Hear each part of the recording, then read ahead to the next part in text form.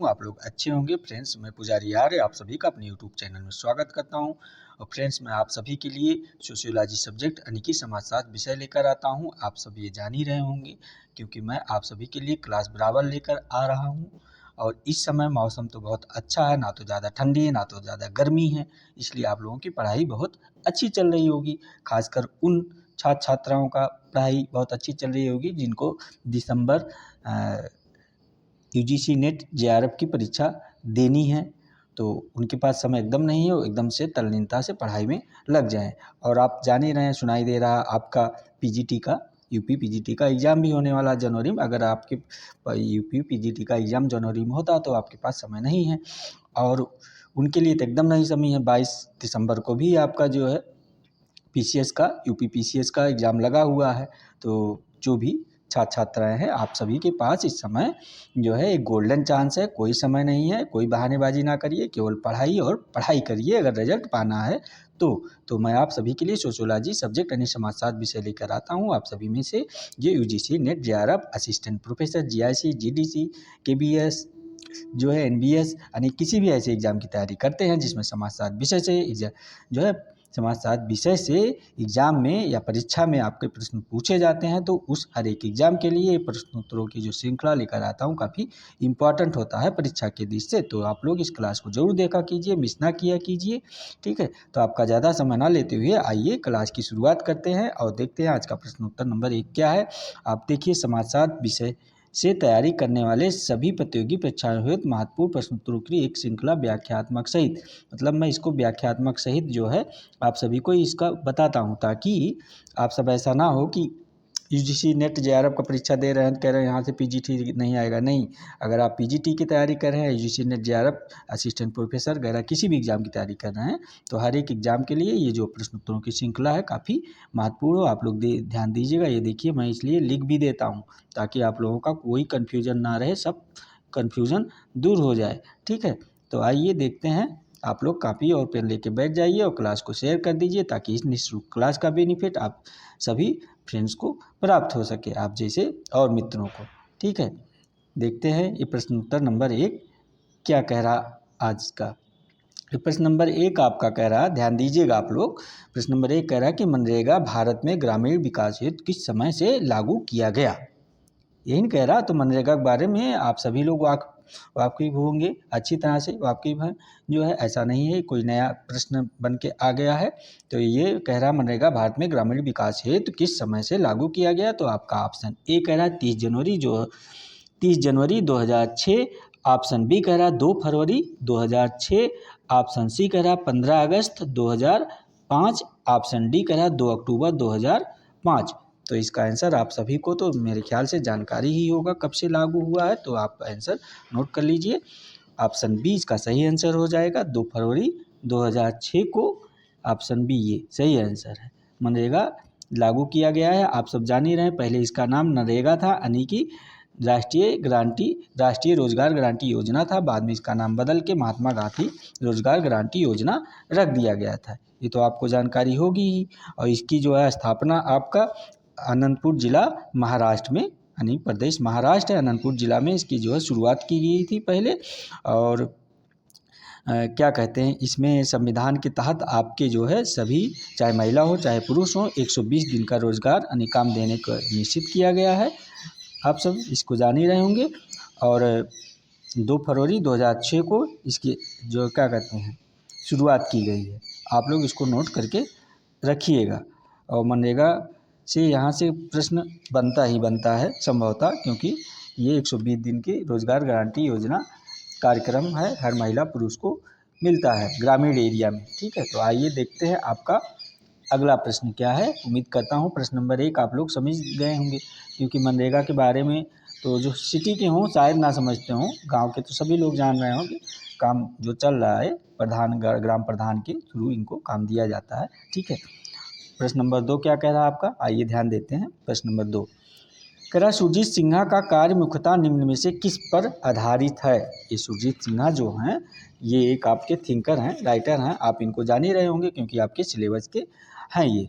तो क्या कह रहा है ये, सुरजीत सिन्हा का कार्य मुख्यतः निम्न में से किस पर आधारित है। तो ऑप्शन ए जनजात सांतत्य कह रहा है ये।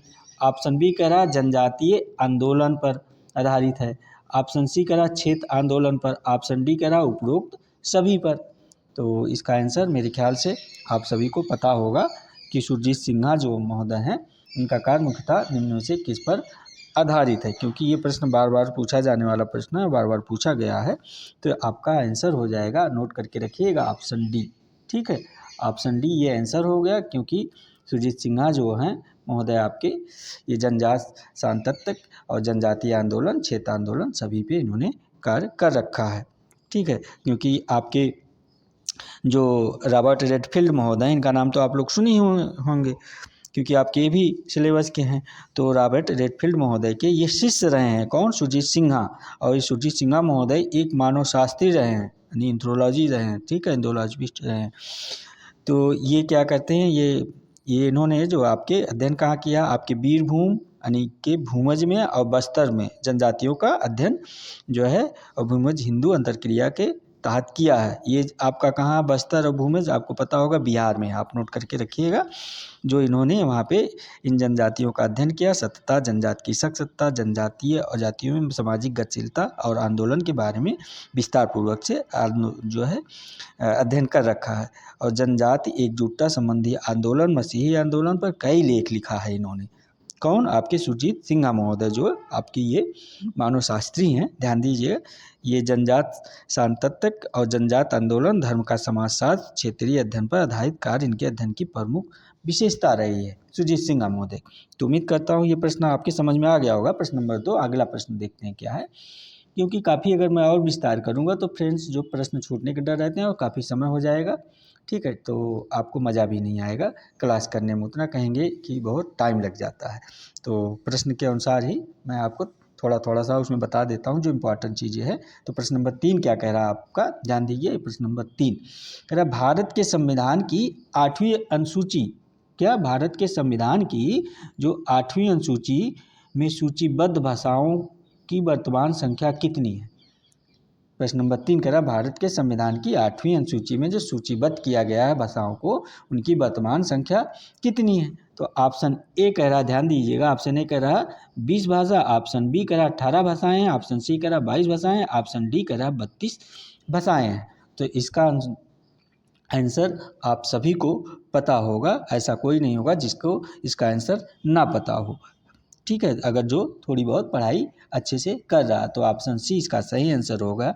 आप सब नोट करते जाइए। ऑप्शन सी क्या है, ये आपका 22 भाषाओं का, 8वीं संविधान की अनुसूची में आपका जो है 22 भाषाओं का उल्लेख किया गया है, उसमें दर्ज किया गया है। ठीक है, ये आप ध्यान दीजिए, क्योंकि ये जो मूल संविधान की 8वीं अनुसूची है, यहाँ पहले शुरुआत में केवल 14 भाषाएं थी। आप लोग ध्यान दीजिए, केवल 14 भाषाएं थी। और जब 21वां संविधान संशोधन सन 1967 में जब किया गया, तो उस दौरान इसमें कौन सी भाषा शामिल की गई? जैसे 1967 में सिंधी भाषा शामिल किया गया। 71वां संविधान संशोधन अधिनियम 1992 में कोंकणी और मणिपुरी तथा नेपाली शामिल किया गया। और 92वां जो है, यानी 92 में जो संविधान संशोधन अधिनियम 2003 में किया गया, तो 2003 में आपका डोंगरी, बोडो, मैथिली, संभाली भाषा को जोड़ा गया। तो इस प्रकार कुल मिला के 14 भाषाओं की बजाय अब इसमें कितना हो गया, जो है 22 भाषा हो गई। ठीक है, इसको आप लोग ध्यान दीजिएगा। आइए देखते हैं अगला प्रश्न आप सभी का क्या है। प्रश्न नंबर 14 ये आपका है, क्या कह रहा है प्रश्न नंबर 14 कि निम्नलिखित में से कौन सा कथन सत्य है? ये सत्य कथन है क्या? कह रहा प्रश्न नंबर 4, ये प्रश्न नंबर 4 है आपका। कह रहा निम्नलिखित में से कौन सा कथन सत्य है? तो आपका ऑप्शन ए है, जनजातीय अर्थव्यवस्था में प्रायः बाजार तंत्र होता है, ऑप्शन ए कह रहा है। ऑप्शन बी कह रहा है, पारस्परिकता और पुनर्वितरण जनजातीय अर्थव्यवस्था में प्रचलित समकलात्मक प्रतिमान सृजित करते हैं। ठीक है, तो ऑप्शन सी कह रहा है, सामाजिक और आर्थिक संस्थाओं का संयोजन आदिम जीवन पद्धति की एक मुख्य विशेषता है। और ऑप्शन डी कह रहा है आपका, बी और सी दोनों सही है। ठीक है, तो इसमें से कौन सा सही हो जाएगा आप लोग समझ ही गए होंगे। कह रहा निम्नलिखित में से कौन सा कथन सत्य है, मतलब कोई एक कथन सत्य है बाकी असत्य है। आप लोग ध्यान दीजिएगा। तो आप लोग फिर एक बार आंसर देखिए। ऑप्शन ए कह रहा है कि जनजातीय अर्थव्यवस्था में प्रायः बाजार तंत्र होता है। ऑप्शन बी कह रहा है पारस्परिकता और पुनर्वितरण जनजातीय अर्थव्यवस्था में प्रचलित समाकलनात्मक प्रतिमान सृजित करते हैं। ऑप्शन सी कह रहा है सामाजिक और आर्थिक संस्थाओं का संयोजन आदिम जीवन पद्धति की एक मुख्य विशेषता है। ऑप्शन डी कह रहा बी और सी दोनों सही है। ठीक है, तो इसका आंसर क्या हो जाएगा आप सब फटाफट बताइए। प्रश्न उत्तर नंबर 4 का आंसर क्या हो जाएगा, है ना। तो उम्मीद करता हूँ आप सब इसका आंसर अब तक ढूंढ लिए होंगे। तो इसका आंसर आपका ऑप्शन डी हो जाएगा। क्या ये ऑप्शन डी। ऑप्शन डी क्या कह रहा बी और सी दोनों सही है। ये ऑप्शन डी कह रहा आपका बी और सी दोनों सही। तो बी और सी क्या है आप देखिए, ये बी हो गया आपका ऑप्शन, आपका सी हो गया। बी कह रहा प्राथमिकता और पुनर्वितरण जनजातीय अर्थव्यवस्था में प्रचलित आकलनात्मक प्रतिमान सृजित करते हैं, और सी कह रहा सामाजिक और आर्थिक संस्थाओं का संयोजन आदिम जीवन पद्धति की एक मुख्य विशेषता है। ये जो है दोनों कथन सही है, बी और सी। तो इस प्रकार बी सही है तो ऑप्शन डी सही हो जाएगा। और आपका ऑप्शन ए जनजातीय अर्थव्यवस्था में प्राय बाजार तंत्र होता है। नहीं, जनजातीय अर्थव्यवस्था में कहाँ बाजार तंत्र होता है, ये आप सभी को पता ही होगा, बेचारे जंगल में रहते हैं। ठीक है, आप तो उनके बारे में जाने। जनजातीय परिवारों का एक ऐसा समूह है जिसका एक समान नाम होता है, जिसके सदस्य एक निश्चित क्षेत्र में निवास करते हैं और एक समान भाषा बोलते हैं। विवाह और व्यवसाय के विषय में कुछ नियमों का पालन करते हुए क्षेत्रीय समुदाय विस्तृत आकार और पृथक भाषा, आत्मविविधता, समुदाय असामान्यता, संस्कृत अंतर, विवाही समुदाय, राजनीतिक इकाई आदि इनकी कुछ प्रमुख विशेषताएं होती है जनजातियों का, ना कि बाजार तंत्र का। ठीक है, तो इस प्रकार उम्मीद करता हूँ ये प्रश्न नंबर 4 भी आपका समझ में आ गया होगा कि आपका BC सही है। इस हिसाब से आंसर हो जाएगा डी ऑप्शन। ठीक है, आइए देखते हैं प्रश्न नंबर 5 क्या कह रहा है आपका। प्रश्न नंबर 5 ये कह रहा है कि वह उपागम जो विभिन्न जातियों के लोगों की अधीनता की दशाओं के माध्यम से समाज को समझता है कहलाता है। क्या कहलाता है? भारतीय विद्या उपागम। ऑप्शन ए है भारतीय विद्या उपागम, ऑप्शन बी है सभ्यतागत उपागम, ऑप्शन सी है उपाश्रिता उपागम, ऑप्शन डी है संघर्षवादी उपागम। तो क्या कह रहा प्रश्न? वह उपागम जो विभिन्न जातियों के लोगों की अधीनता की दशाओं के माध्यम से समाज को समझता है कहलाता है। तो इसका आंसर आप लोग प्रश्न उत्तर नंबर 5 का फटाफट बताइएगा। तो ये ऑप्शन सी आपका सही आंसर हो जाएगा। आप लोग नोट करके रखिएगा ऑप्शन सी। ऑप्शन सी क्या है? उपागम, उपाश्रिता उपागम।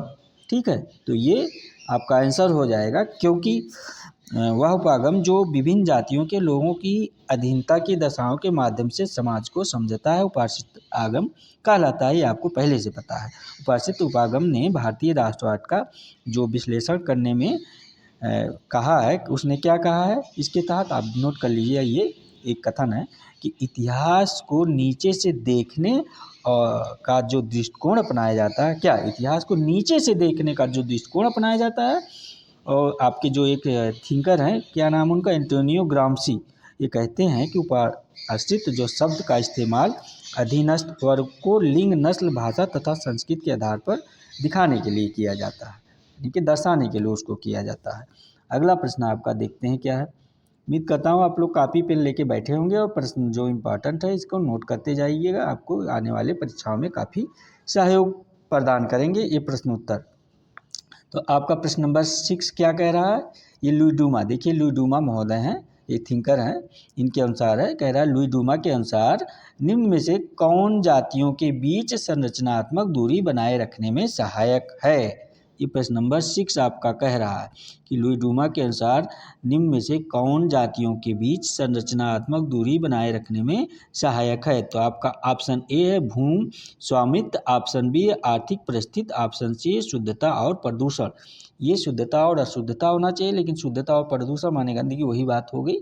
ऑप्शन डी कह रहा है राजनीतिक सत्ता। ये प्रश्न इसलिए बनाया जाता है शुद्धता और प्रदूषण, ताकि आप थोड़ा कन्फ्यूजन रहे कि हम तो क्लास में पढ़े हैं शुद्धता और अशुद्धता, ये तो शुद्धता और प्रदूषण आ गया। ठीक है, तो उम्मीद करता हूँ इसका आंसर आप लोग, तो मैं बता ही दिया, इशारा कर दिया, आप समझ ही गए होंगे। तो इसका आंसर ऑप्शन सी हो जाएगा आपका, शुद्धता और प्रदूषण।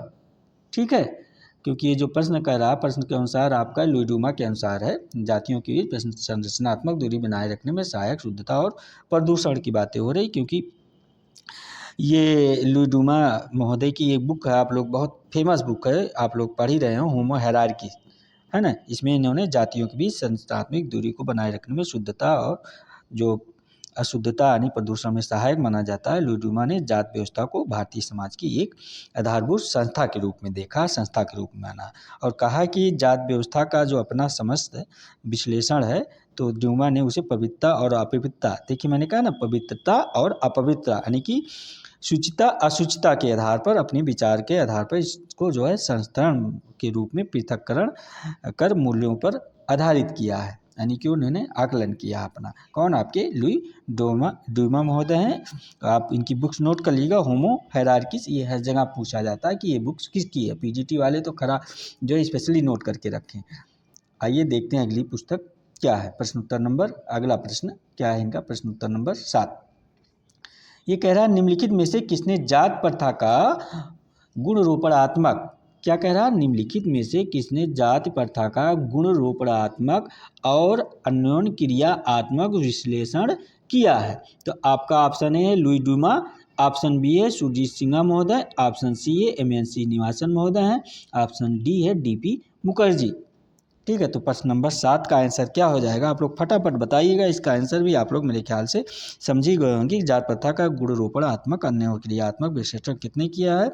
तो अभी जो पिछला प्रश्न देखे होंगे उसको फन जो है इसका आंसर तुरंत दे देंगे बिना सोचे समझे आँख मूंद के। तो ऑप्शन ए देखिए इसका सही आंसर हो जाएगा लुई डूमा महोदय, इसका भी आंसर हो गया क्योंकि जात पे आधारित ही है। ठीक है, लुई डूमा जात प्रथा का गुणात्मक और अन्यात्मक क्रियात्मक यानी कि अभी आप देखिए शुद्धता और शुद्धता पे बात कर रहा, तो इसका आंसर आप जो है बताने की ज़्यादा जरूरत है नहीं, आप लोग समझिए। ऑप्शन ए लुई डूमा महोदय। अगला प्रश्न आइए देखते हैं आपका क्या प्रश्न उत्तर नंबर 8 क्या कह रहा है। ठीक है, ये 8 नंबर प्रश्न कह रहा है निम्नलिखित में से किसका यह मानना था कि जनजातियों को सांस्कृतिक स्वायत्तता होनी चाहिए। यानी किस थिंकर का यह मानना था कि जो जनजातियाँ हैं उनको सांस्कृतिक स्वायत्तता प्रदान किया जाना चाहिए। ये देखिए आप लोग ध्यान दीजिएगा, ये प्रश्न कॉमन सा बार बार पूछा जाता है, इस प्रश्न का आंसर गलत नहीं होना चाहिए, आप लोग एकदम सटीक दीजिएगा।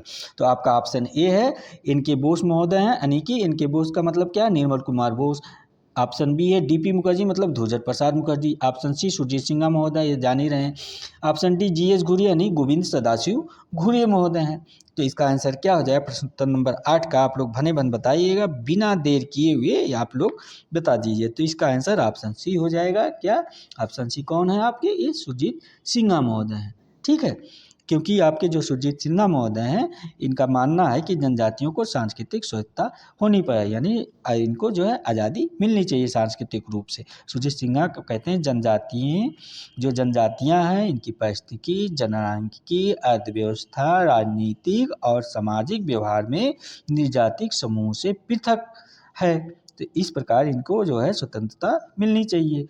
जो है ये जनजातियों को क्या कहते हैं कि हिंदू जातियों से अलग करती है और उनकी एक जनजातीय पहचान देती है। समझ गए, इनका कहना है कि जो जनजातीय है इनकी जो पहचान है वो हिंदू व्यवस्था से अलग है, यानी कि ये सुरजीत सिन्हा महोदय जनजातियों को हिंदू व्यवस्था से अलग देखते हैं। ठीक है, आप लोग नोट कर लीजिएगा इस चीज़ को, इस पॉइंट को, इम्पॉर्टेंट है, ये पूछा जा सकता है एग्जाम में। ठीक है, आप देखते हैं प्रश्न नंबर 9 क्या कह रहा है। आइए प्रश्न उत्तर नंबर 9 आपका कह रहा है गरीबी हटाओ स्ट्रेटजी ऑप्शंस, जो है गरीबी हटाओ मतलब स्ट्रेटजी ऑप्शंस जो है पुस्तक के लेखक कौन है। ये गरीबी हटाओ यानी कि स्ट्रेटजी ऑप्शन ये पुस्तक है, तो इस पुस्तक का लेखक कौन है आप लोग बताइएगा। तो ऑप्शन ए इंदिरा गांधी, आप लोग इंदिरा गांधी को जान ही रहे हैं, जो है भारत की जो है पूर्व प्रधानमंत्री रही हैं। ठीक है, और ऑप्शन बी है एम.एल.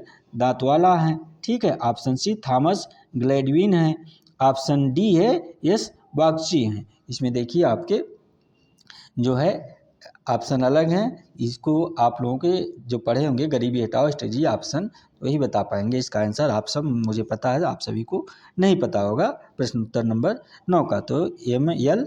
दांतवाला हैं गरीबी हटाओ स्ट्रेटजी के आपके ये जो लेखक हैं इसके। ठीक है, तो आपका ऑप्शन कौन सा है एम दांतवाला, तो ऑप्शन बी ये सही आंसर हो जाएगा। इसको आप लोग नोट करके रखिएगा, क्योंकि जो गरीबी हटाओ स्ट्रेटजी ऑप्शन पुस्तक के लेखक आपके, ये पुस्तक का नाम गरीबी हटाओ स्ट्रेटजी ऑप्शन, ठीक है, एमएल दातवाला है, जिसको नोट करके रखिए। अगला प्रश्न देखते हैं क्या आपका प्रश्न नंबर ये 10 क्या कह रहा है आप सभी के लिए, प्रश्न उत्तर नंबर 10 ये कह रहा है निम्नलिखित में से कौन सा सही सुमेलित है विकल्प चुने। अच्छा, ये सही सुमेलित का प्रश्न नंबर 10 है, तो सही विकल्प चुने, ठीक है।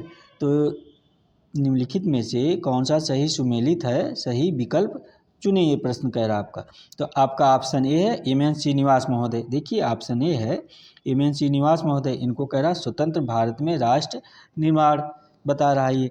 ऑप्शन बी कह रहा है टालकाट पार्सन्स महोदय हैं, समाजों का उद्विकास की बात करते हैं कह रहा। ऑप्शन सी कह रहा रजनी कोठारी महोदय हैं, राज्य और राष्ट्र निर्माण की बात ये भी करते हैं कह रहा है।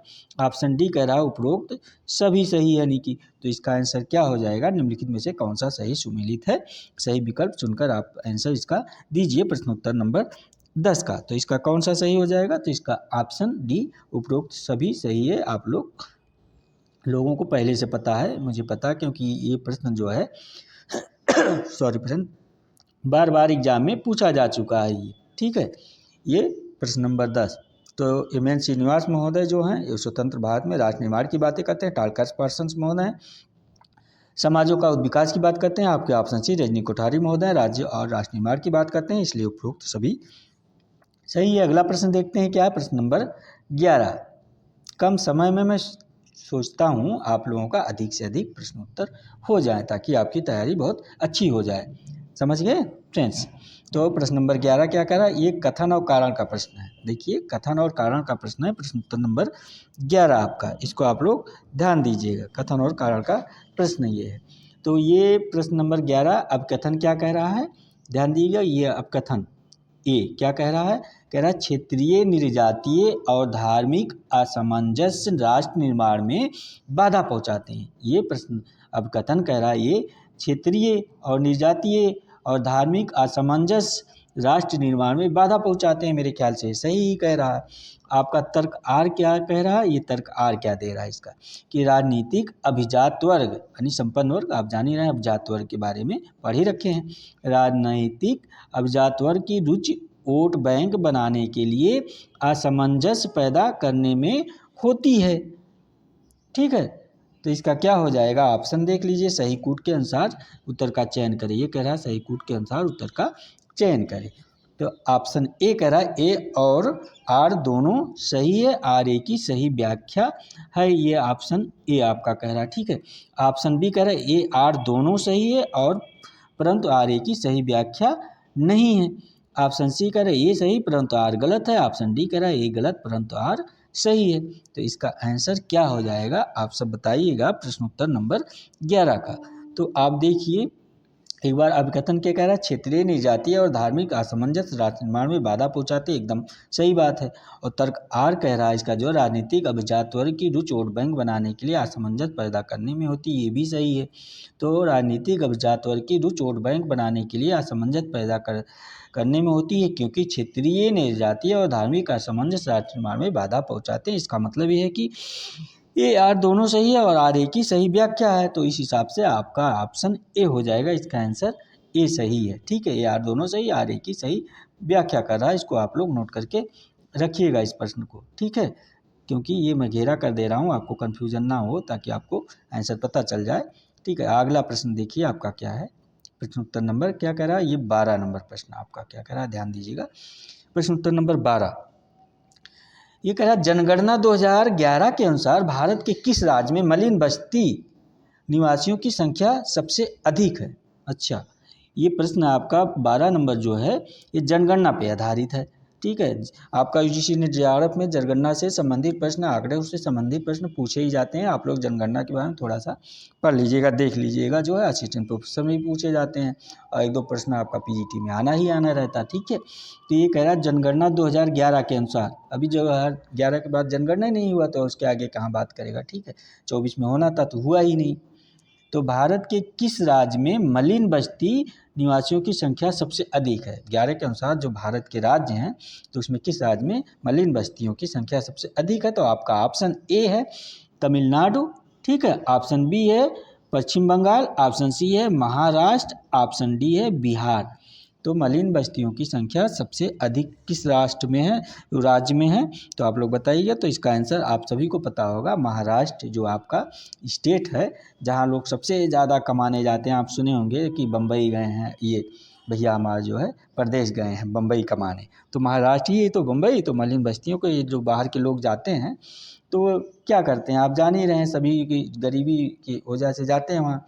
तो ये लोग मलिन बस्ती के रूप में वहाँ अपना तंबू वगैरह तान के रहते हैं, जो सरकारी भूमि पे कब्जा करके। कभी कभार आप सुनते होंगे इनको हटाया गया है, तो वहाँ के सोशल एक्टिविस्ट लोग विरोध भी करते हैं इसका, ठीक है।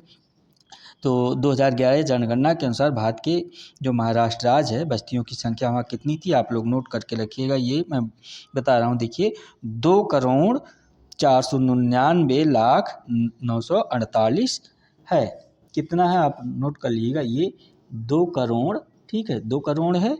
और फिर 499 लाख है, ये 499 लाख है और 948, देखिए, ठीक है, 948,000 है, ठीक है। आप लोग समझ गए होंगे, 2,499,948,000 मलिन बस्ती वहाँ पर है। कहाँ पर, महाराष्ट्र में। तो उम्मीद करता हूँ ये प्रश्न आप समझ गए होंगे, जनगणना पे है। अगला प्रश्न देखते हैं कि आपका प्रश्न नंबर 13 क्या कह रहा है। 13 नंबर प्रश्न कह रहा है कि कौन सा राज्य अपनी कुल आबादी के हिस्से के रूप में भारत की जनसंख्या वृद्धि की प्रतिशतता में सबसे ज़्यादा योगदान करता है। तो आपका ऑप्शन ए है उत्तर प्रदेश, ऑप्शन बी है बिहार, ऑप्शन सी है मध्य प्रदेश, ऑप्शन डी है राजस्थान।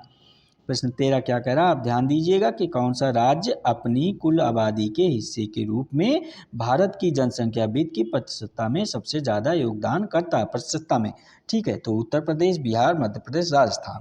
तो कौन सा स्टेट ये है, प्रश्न नंबर 13 का आंसर आप लोग बताइएगा। तो ये आपका ऑप्शन बी बिहार हो गया, बी से बिहार हो गया, ठीक है। ये जो आपका सबसे अधिक प्रतिशतता का योगदान करता है बिहार राज्य आपका। तो अगला प्रश्न देखते हैं क्या इसको, इसमें क्या बचा ही, आप लोग समझेंगे, डायरेक्ट प्रश्न पूछ रहा है। तो प्रश्न नंबर 14 आपका क्या कह रहा है, ध्यान दीजिएगा, ये 14 नंबर प्रश्न। ये कह रहा है किसने जनसंख्या से निश्चयात्मक और निवारक निरोध की बात की है। किसने जनसंख्या निश्चयात्मक और निवारक निरोध की बात की है। तो ऑप्शन ए किंग्सले डेविस महोदय है, ऑप्शन बी है डेविस ग्लास महोदय हैं, ऑप्शन सी है माल्थस, ये माल्थस मतलब आपके समाजशास्त्री नहीं अर्थशास्त्री हैं, ठीक है। आप ऑप्शन डी होगा फ्रैंकलिन महोदय, ठीक है। तो इसका आंसर क्या हो जाएगा प्रश्न नंबर 14 का, तो मैं आप सभी को ये जो है आपके रॉबर्ट माथर्स हैं, इसका नाम है, ये अर्थशास्त्री, मैंने हिट कर दिया। अब तो आप आंसर दे ही देंगे कि इसका आंसर ऑप्शन सी हो जाएगा, ठीक है। ऑप्शन सी नोट करके रखिएगा, क्योंकि ये रॉबर्ट माल्थस महोदय इनका नाम है पूरा, ठीक है। ये माल्थस जान ही रहे, प्रश्नों में इसी तरह पूछा जाता ताकि आपको कन्फ्यूज़न रहे, है ना।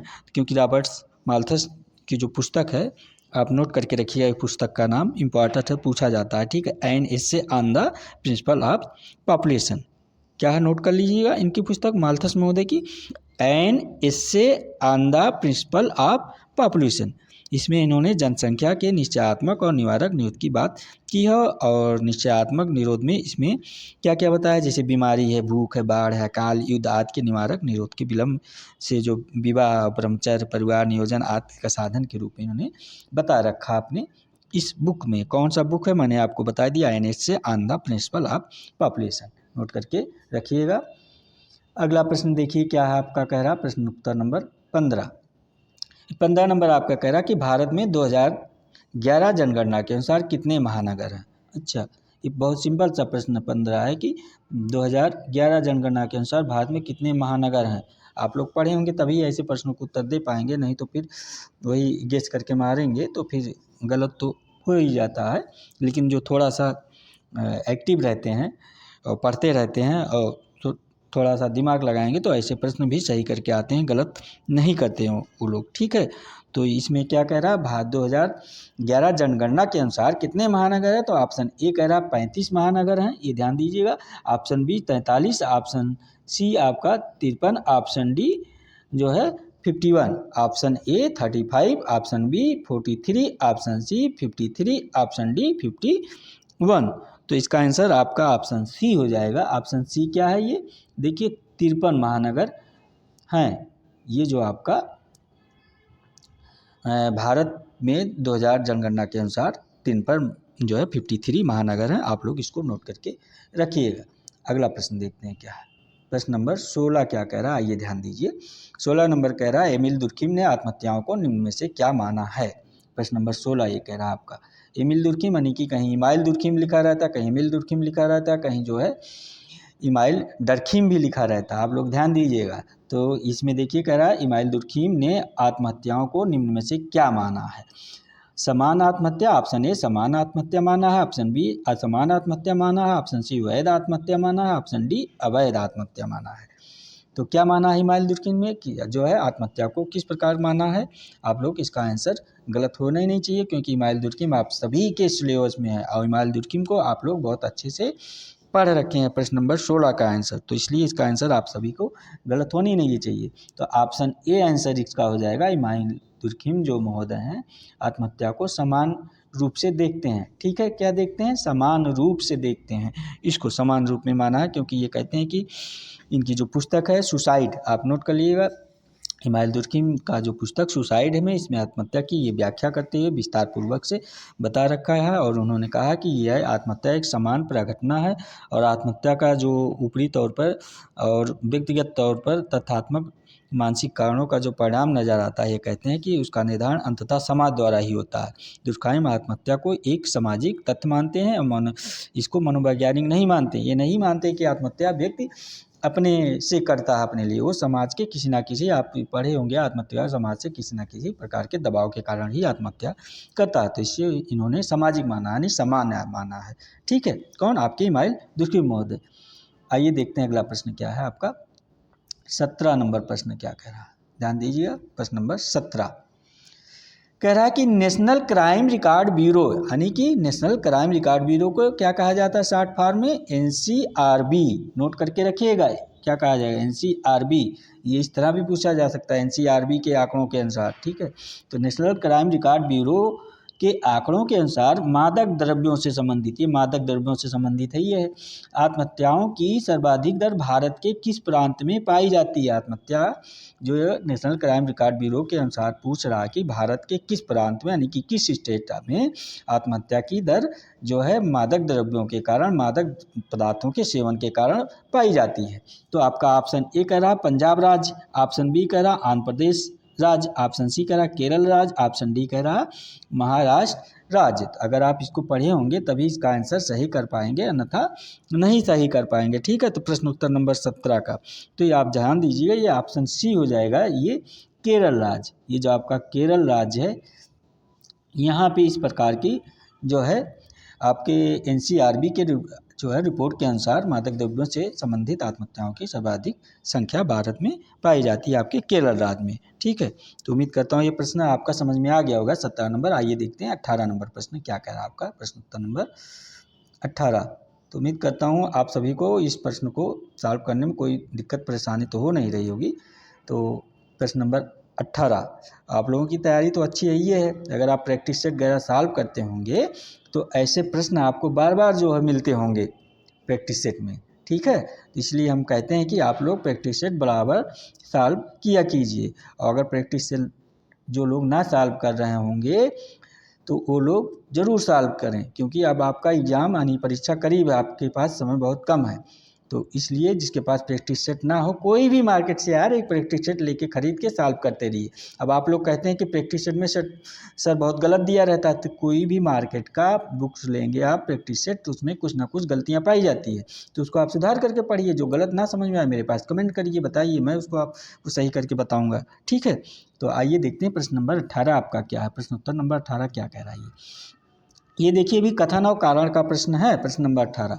तो आपका अभिकथन ए क्या कह रहा है, ध्यान दीजिएगा। ये अभिकथन ए कह रहा है कि भारतीय जेलों में अपराधियों का बहुत बड़ा हिस्सा पुरुष है। ये तो सही है, बहुत बड़ा हिस्सा जो है महिलाओं की अपेक्षा पुरुष जेल में ज़्यादा है। तो तर्क ये क्या दे रहा है, तर्क आर इसका क्या कह रहा है, ध्यान दीजिएगा। तर्क, ये अभिकथन था और ये तर्क है। आप लोग कथन और कारण का प्रश्न सॉल्व कर ही रहे होंगे, जान ही रहे होंगे। तो कथन क्या इसका कह रहा है, यानी कि तर्क। अब ये आर। सामान्यतः महिलाएं अपराध का शिकार होती हैं, ये भी सही है, और वे अपराध करने में शामिल नहीं होती हैं, ये तो गलत हो गया। भारतीय जेलों में अपराधियों का बहुत बड़ा हिस्सा पुरुष का है, कथन सही है। तर्क आर जो कह रहा है कि सामान्यतः महिलाएं अपराध का शिकार होती हैं, ये भी सही, लेकिन और वे अपराध करने में शामिल नहीं होती, ये कहाँ है भाई? महिला पुरुष तो दोनों अपराध करते हैं, शामिल होते हैं, जेल में जाते हैं, और अलग बात है संख्या कम ज़्यादा की हो। तो ये क्या फिर कह रहा प्रश्न, कूट की सहायता से सही उत्तर का चयन करें। इसमें भी कूट की सहायता से सही उत्तर का चयन करना है।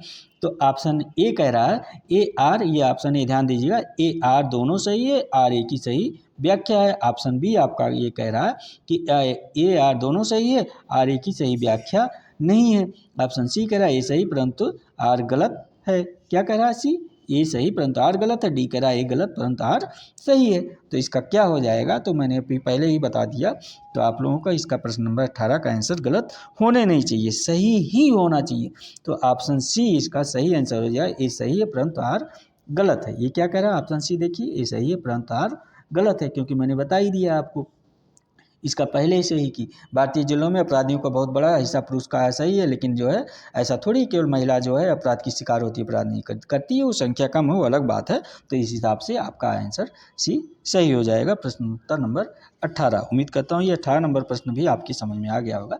अगला प्रश्न देखते हैं, प्रश्न नंबर 19 आपका क्या कह रहा है, ध्यान दीजिएगा आप लोग। प्रश्न उत्तर नंबर 19 कह रहा है नेशनल बिल्डिंग एंड सिटीजनशिप पुस्तक किसने लिखी है? अच्छा, ये तो बड़ी भारी पुस्तक का नाम है, नेशनल बिल्डिंग। हमसे सोचे कोई बिल्डिंग उल्डिंग का निर्माण कार्य हो रहा है। तो आप देखिएगा ये प्रश्न नंबर 19 सही है, ध्यान दीजिएगा।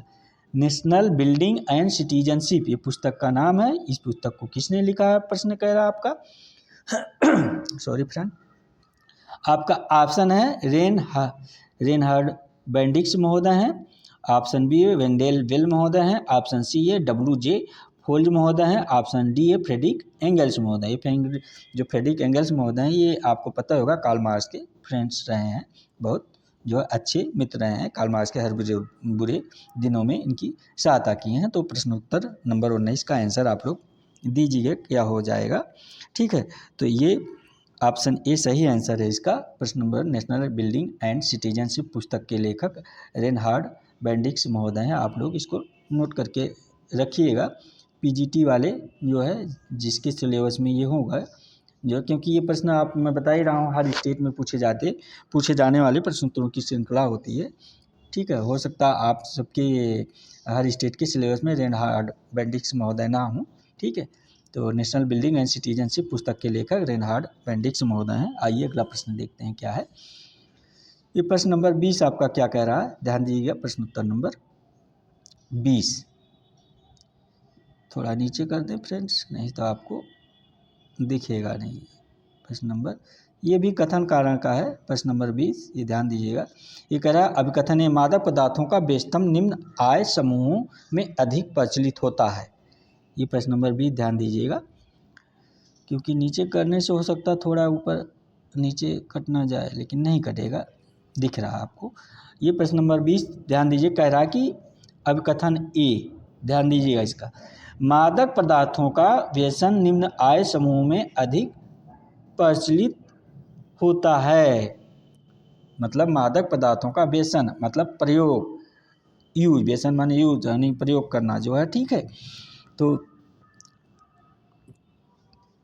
क्या कह रहा है कि मादक पदार्थों का व्यसन निम्न आय समूहों में अधिक प्रचलित होता है। व्यसन माने मैंने कहा ना आपको, इसको प्रयोग करना निम्न समय जो निम्न आय समूह वाले हैं ज़्यादा मादक पदार्थों का प्रयोग करते हैं, इसका कथन ये कह रहा। तो तर्क आर क्या कह रहा, आप ध्यान दीजिए। तर्क आर ये कह रहा वे अधिक तनावग्रस्त होते हैं, उनके जीवन में सामाजिक आर्थिक समस्याएं अनेक होती हैं। तर्क दे रहा कि वे तनावग्रस्त अधिक होते हैं क्योंकि वो आर्थिक और सामाजिक रूप से अधिक समस्याओं से ग्रसित होते हैं, ठीक है। तो इसलिए इसका प्रयोग ये लोग अधिक करते हैं, ये तर्क आर कह रहा है। तो आपका फिर आंसर क्या हो जाएगा, ये कह रहा देखिए दिए गए कूट से सही उत्तर का चयन कीजिए। तो ऑप्शन ए कह रहा है ए और आर दोनों सही है और आर ए की सही व्याख्या है। ये ऑप्शन ए कह रहा है आपका। ऑप्शन बी क्या कह रहा कि ए आर दोनों सही परंतु आर ए की सही व्याख्या नहीं है। ऑप्शन सी कह रहा है ए सही परंतु आर गलत है। ऑप्शन डी कह रहा है ए गलत परंतु आर सही है। तो ये तो कॉमन सेंस का प्रश्न है, अगर आपको थोड़ी जानकारी होगी, सोशल होंगे, तो आप इसका आंसर बता देंगे, क्योंकि आप देख ही रहिए मैंने पहले ही व्याख्या कर दिया, तो व्याख्या के साथ आप आंसर पकड़ लेना चाहिए। ऐसे प्रश्न आपका गलत ही नहीं होना चाहिए। तो ऑप्शन ए इसका सही आंसर हो जाएगा, ऑप्शन ए। ऑप्शन ए क्या है आपका, ए आर दोनों सही, आर ए की सही व्याख्या करता है, आप नोट करके रखिए। क्योंकि भाई सही बात है, मादक पदार्थों का जो व्यसन जो उपयोग सबसे अधिक निम्न आय समूह में अधिक पाया जाता है, क्योंकि वे अधिक तनावग्रस्त रहते हैं और जीवन में सामाजिक आर्थिक समस्याओं से जूझते रहते हैं। जब जूझते रहते हैं तो आप जान ही रहे हैं, वो गलत संगत में जाते हैं, तो फिर ऐसे नशीले पदार्थों का सेवन करना शुरू कर देते हैं। आप समाज में रहते हैं, आप देखते हो हम लोग जितने ये लेबर क्वालिटी के लोग होते हैं, जो लेबर लोग होते हैं, कहना नहीं चाहिए, चाहे आप कई रिक्शा ठेलिया चलाने वाले हैं, जो डेली दिहाड़ी करते हैं, आप देखते हैं सब शाम को अपना जो है पीते हैं, ठीक है, यानी कि नशा करते हैं मादक शराबों को। और ई रिक्शा ठेलिया वालों को तो आप बड़े बड़े सिटियों में देखे होंगे या सुन रखे होंगे, बड़े सिटी में हैं, तो ये लोग इंजेक्शन द्वारा भाई मादक पदार्थ लेते हैं। अब बाकी मादक पदार्थों का नाम तो बताने की ज़रूरत है नहीं, क्लास में आप लोग अच्छी तरह से जानते हैं।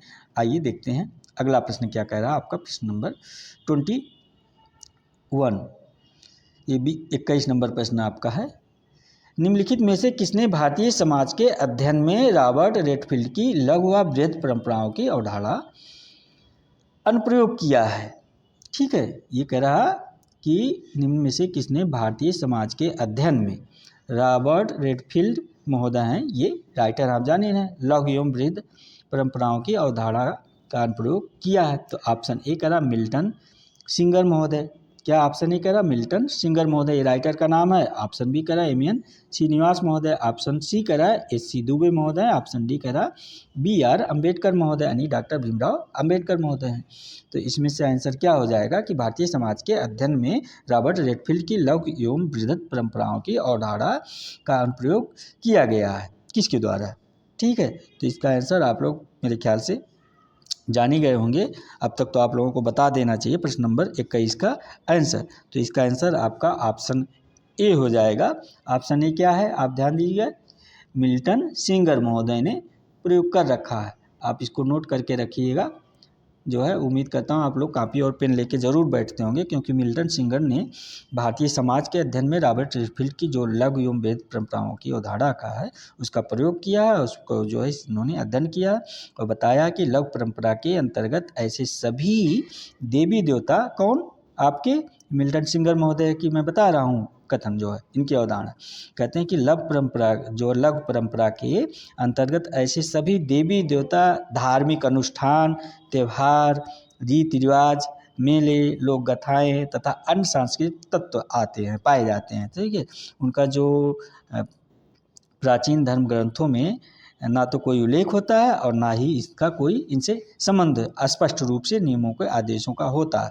परंपराएं जो ये होती है मौखिक रूप से एक पीढ़ी से दूसरी पीढ़ी में हस्तांतरित होती रहती है, यानी एक पीढ़ी से दूसरी पीढ़ी में जो है पाई जाती है, ये हम लोग देखते ही हैं। जबकि जो बृहद परंपराओं का तात्पर्य है जो विश्वासों, कर्मकांडों तथा सामाजिक प्रतिमानों की संयुक्तता से समझा जाता है, नियमबद्ध और पवित्र ग्रंथों से संबंधित होते हैं।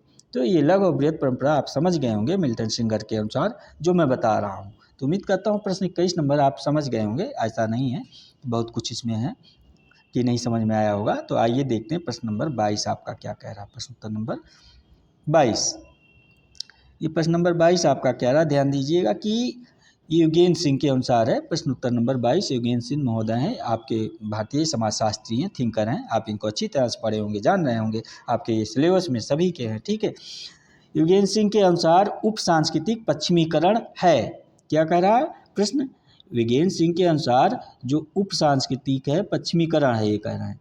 तो क्या है ऑप्शन ए कह रहा परिसंस्कृत ग्रहण की एक संकलक और खंडात्मक प्रक्रिया है, ये ऑप्शन ए कह रहा है। ऑप्शन बी क्या कह रहा है, आप ध्यान दीजिए, सांस्कृतिक आत्मसातकरण की एक संकलक और खंडात्मक प्रक्रिया है। ऑप्शन सी कह रहा है सांस्कृतिक पाश्चात्य की एक संकलक और खंडात्मक प्रक्रिया है। ऑप्शन डी कह रहा है सांस्कृतिक समीक्षा की एक संकलक और खंडात्मक प्रक्रिया है। उम्मीद करता हूँ इसका जो है option A B C D आप समझ गए होंगे। योगेंद्र सिंह महोदय के अनुसार जो उप सांस्कृतिक पश्चिमीकरण है उसी के बारे में ये प्रश्न नंबर 22 आपकी बात कर रहा है। ठीक है, तो इसका आंसर क्या हो जाएगा? तो इसका आंसर आपका प्रसंस्कृत ग्रहण की एक संकलक और खंडात्मक प्रक्रिया है। ये ऑप्शन ए सही आंसर हो जाएगा। आप इसको नोट करके रखिएगा, ये आपके युगेंद्र सिंह महोदय के अनुसार। ठीक है, क्योंकि आपके युगेंद्र सिंह जो हैं उप सांस्कृतिक पश्चिमीकरण पर एक सांस्कृतिक ग्रहण की एक संकलक और खंडात्मक प्रक्रिया है, क्योंकि ये कहते हैं पश्चिमी सांस्कृतिक अनुकरण के कारण भारतीय समाज में अनेक परिवर्तन हुए हैं। पश्चिमी सांस्कृतिकरण का जो हम लोग अनुकरण करते हैं, जो उसका नकल करते हैं, ठीक है, तो ये जो आपका भारतीय समाज में परिवर्तन का विशेष कारण रहा, क्योंकि कहते हैं परिणाम स्वरूप हमारे जीवन के तौर तरीकों में जो बदलाव आया है, जो अन्यथा साहित्य में, दर्शन में, सांस्कृतिक, राजनीतिक और आर्थिक व्यवस्था के रूप में जो हम प्रभावित हुए हैं, यह परिवर्तन प्रमुख रूप से प्रसंस्कृत ग्रहण की प्रक्रिया के परिणाम स्वरूप ही उत्पन्न हुआ। ये आपके युगेंद्र सिंह महोदय मानते हैं। ये बात सत्य भी है, लेकिन पश्चिमीकरण का प्रभाव बहुत पड़ा है, बहुत परिवर्तन हुआ है। पहले हम लोग देखिए कितने मतलब कुछ चीज़ों को ऐसी चीज़ें थी जो मानते थे जो नहीं माननी चाहिए, लेकिन अब हम लोग जो है पश्चिमीकरण का नकल करते हुए काफ़ी बदलाव हुआ है समाज में। जो है आप सांस्कृतिक रूप से देखिए, पहनावा ओढ़ावा ही आप देख रहे हैं कितना परिवर्तन हो गया। पहले जो है भारतीय समाज में क्या था, एग्जाम्पल लीजिए, भारतीय समाज में के लोग क्या पढ़ते थे, साड़ी पहनती थी महिलाएं, और साड़ी पेटीकोट वगैरह पहनती और पुरुष धोती कुर्ता पहनते थे। लेकिन ये जो आपका coat pant jeans T shirt आया है, क्या पश्चिमी कल्चर का ही देन है। ठीक है, उम्मीद करता हूँ ये प्रश्न आप समझ गए होंगे। प्रसंस्कृत ग्रहण मतलब आप दूसरे की संस्कृति और कल्चर को अपनाते हैं, उसी को प्रसंस्कृत करण कहते हैं या संस्कृत ग्रहण कहते हैं। ये पश्चिमीकरण की बात आपके युगेंद्र सिंह महोदय कर रहे हैं। ठीक है, पश्चिमीकरण मतलब फॉरेन कल्चर की बात हो रही है, आप समझ गए ना, यूरोपीय कंट्रियों की बात कर रहे हैं ये। ठीक है, आइए देखते हैं अगला प्रश्न आपका। प्रश्न नंबर 23 क्या कह रहा है, आप लोग ध्यान दीजिएगा। प्रश्न उत्तर नंबर 23 कह रहा, किसने कहा है कि धर्मनिरपेक्षता भारतीय समाज के आधुनिकीकरण की एक उप प्रक्रिया है? ये कह रहा, प्रश्न नंबर 23 आप ध्यान दीजिएगा कि किसने कहा कि धर्मनिरपेक्षता, ये धर्मनिरपेक्षता भारतीय समाज के आधुनिकीकरण की एक उप प्रक्रिया है।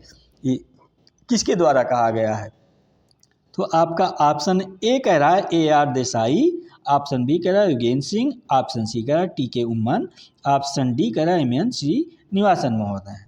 तो ये किसने कहा धर्मनिरपेक्षता भारतीय समाज के आधुनिकीकरण की एक प्रक्रिया है? इसका आंसर मेरे ख्याल से आप सभी को पता होगा और आप सभी लोग आसानी से दे देंगे, क्योंकि अभी पिछले प्रश्न में इनका बार बार जिक्र हो रहा। तो आपका मैंने हिट दे दिया, आप आंसर जान गए होंगे कि आंसर बी है, युगेंद्र सिंह महोदय ही इसकी बातें करते हैं।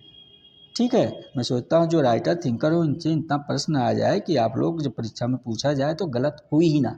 ठीक है, तो उसी हिसाब से मैं प्रैक्टिस सेट लेके आता हूँ आपके साथ समझ। ये तो आप लोग युगेंद्र सिंह के अनुसार जो धर्मनिरपेक्षता भारतीय समाज के आधुनिकीकरण की एक उप प्रक्रिया है समझिए होंगे, क्योंकि ये कहते हैं भारत में सामाजिक परिवर्तन लाने में जो लौकिकरण की बातें करते हैं, और लौकिकरण कहते हैं कि एक महत्वपूर्ण भूमिका निभाई है। लौकिकरण का अर्थ आप जान ही रहे हैं कि पहले जिन वस्तुओं को धार्मिक दृष्टि से देखा जाता था, उसके स्थान पर उन्हें तार्किक, बौद्धिक और लौकिक दृष्टि से देखा जाने लगा है। लौकिकरण करना आप समझ गए ना। लौकिकरण प्रक्रिया के परिणाम स्वरूप जो है भारतीय समाज में धर्म का महत्व एवं प्रभाव कुछ क्षीण भी हुआ है। लौकिकरण मतलब उसका धर्म के महत्व का प्रभाव घटा है। आप जान ही रहे हैं, जब आदमी सच्चाई जान जाता है चीज़ों को तो धीरे धीरे जो है वैज्ञानिक दृष्टिकोण अपनाने लगता है ना, वैज्ञानिक चीज़ों को महत्व देने लगता है, साइंटिफिक रूप से रहन सहन उसका बदलाव हो जाता है, अंधविश्वास यानी कि दूर होने लगता है। ठीक है, तो वही बात कह रहे हैं कि ये विज्ञान तथा वैज्ञानिक विचारों का महत्व बढ़ गया, यह आधुनिकीकरण की विशेषता है और एक मुख्य घटक के रूप में है। ठीक है, तो ये आपके युगेंद्र सिंह महोदय के जितने मैंने बातें बताई इन्हीं की अवधारणा है। तो होना भी चाहिए भाई, आधुनिक युग में अगर हमको वैज्ञानिक रह के जीना ही चाहिए। बहुत जो है अंधविश्वास और पाखंडवाद में नहीं रहना चाहिए, तल्लीन रहना चाहिए। जो चीज़ें सही है हम उसको सही कहें, जो चीज़ें गलत है उसको हम गलत कहें। ठीक है, बाकी अपनी आस्था की बात हो अलग बात है। यहाँ ऐसा नहीं है मैं किसी की भावनाओं को ठेस पहुँचाना चाह रहा हूँ, आप लोग अन्यथा मत लीजिएगा। ठीक है, आइए देखते हैं अगला प्रश्न आपका क्या कह रहा है। प्रश्न उत्तर नंबर, ये जो मैं बताता हूँ देखिए युगेंद्र सिंह महोदय की था, उसमें मेरी कोई विचारधारा नहीं थी। ठीक है, आप लोग ये ध्यान दीजिएगा। प्रश्न नंबर आपका 24 क्या कह रहा है, ये देखिए भी मनरेगा से है आपका प्रश्न उत्तर नंबर 24। ये मनरेगा का प्रश्न है, ध्यान दीजिएगा, क्योंकि यहाँ से प्रश्न बनते हैं। ठीक है, आप लोग ऐसा मत सोचिएगा ये प्रश्न उलझुल हैं, यहाँ से प्रश्न बनते हैं। आप प्रैक्टिस सेट सॉल्व कर रहे होंगे और मैं कहता हूँ बराबर प्रैक्टिस सेट सॉल्व किया कीजिए, बार बार मैं कह रहा हूँ, क्योंकि अगर आप प्रैक्टिस सेट नहीं सॉल्व करेंगे तो आप जो है एग्ज़ाम को क्रैक नहीं कर पाएंगे, बहुत मुश्किल हो जाएगा, क्योंकि आपको एक आइडिया नहीं मिलेगा, आपका एक अभ्यास नहीं रहेगा। समय टेकिंग जो होता है, समय के अनुसार समय को करना रहता है, वो आप या तो बहुत तेज़ी करेंगे, जो है हड़बड़ी में प्रश्न गलत कर देंगे, या तो बहुत धीमे करेंगे, प्रश्न छूट जाएगा। तो अगर आप प्रैक्टिस सेट करते रहेंगे तो ये सब सारी चीज़ों प्रॉब्लम का आप सॉल्व कर लेंगे, जानते रहेंगे। ठीक है, तो आइए देखते हैं प्रश्न नंबर 24 क्या कह रहा है। मनरेगा भारत में ग्रामीण विकास हेतु कब से लागू किया गया। ठीक है, ये प्रश्न कह रहा मनरेगा जो है भारत में ग्रामीण विकास हेतु कब से लागू किया गया। मनरेगा के बारे में आप जान ही रहे हैं, अभी शुरू में मनरेगा का प्रश्न आ गया था, पहले प्रश्न शायद मनरेगा का पर ही था। तो आपका ऑप्शन कह रहा है कि भारत में ग्रामीण विकास हेतु कब से लागू किया गया, तो ऑप्शन ए कह रहा है जनवरी 2006 में लागू किया गया। ऑप्शन बी कह रहा 2 फरवरी 2006, ऑप्शन सी कह रहा 15 अगस्त 2006, ऑप्शन डी कह रहा 2 अक्टूबर 2006 को। तो भारत में मनरेगा कब से लागू किया गया। ये बहुत रोजगार गारंटी जो महात्मा गांधी रोजगार गारंटी की बात कर रहा है। मनरेगा का फुल फॉर्म है, मनरेगा का फुल फॉर्म है महात्मा गांधी रोजगार गारंटी योजना। तो ये कब से लागू किया गया आप सब बताइएगा। तो इसका आंसर तो आप सब मेरे ख्याल से गलत नहीं करेंगे, प्रश्न नंबर 24 का आंसर जरूर बता देंगे, है ना, कि ये कब से लागू किया गया। यानी कि जो नहीं बताएगा इसका मतलब है ये वो ठीक से नहीं पढ़ाई कर रहा है। तो ठीक है, आप नोट कर लीजिएगा 2 फरवरी 2006 से। आप लोग ऑप्शन बी इसका आंसर हो जाएगा, 2 फरवरी 2006 से ये मनरेगा भारत में लागू किया गया है। ठीक है, ये आप लोग कॉपी पेन लेके बैठते ही होंगे। और इसकी शुरुआत कहाँ से हुई है, मनरेगा की शुरुआत मैंने बता ही दिया। इसकी शुरुआत कहाँ से हुई है मनरेगा का, आपका जो है अनंतपुर जिला महाराष्ट्र से हुआ था। ठीक है, तो इसमें 120 दिन का भी बता ही